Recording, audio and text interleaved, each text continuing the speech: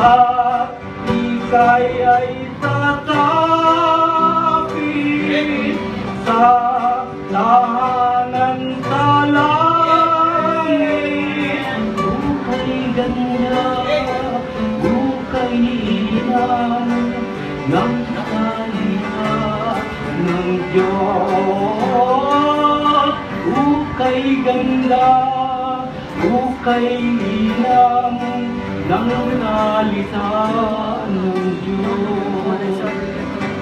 Ang Ibanghilyo ay tingin ang salita ng buhay.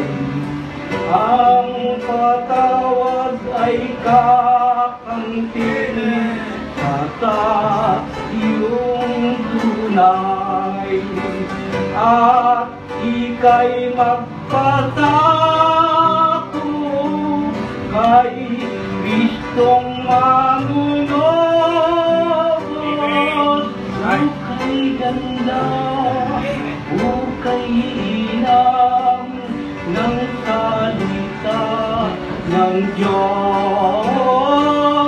Ukay ganda, ukay inam ng salita ng Diyos.